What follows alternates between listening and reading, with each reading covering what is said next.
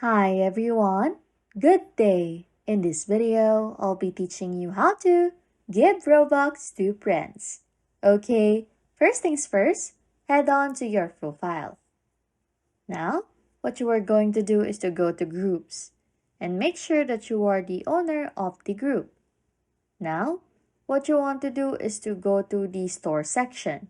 So basically, what you are going to do here is to sell an item in the group. So, in the store section of the group, what you will do is to click the create or manage group items.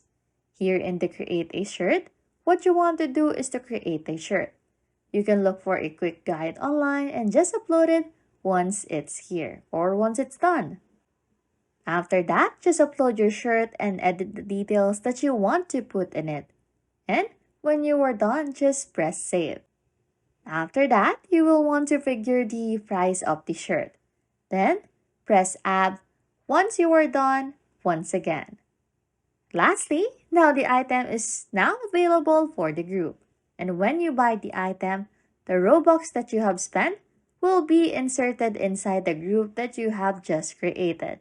And you can give that Robux to your friend. Anyways, if you like content like this, don't forget to subscribe to this channel or comment down below any tutorials you want us to make so we can help you.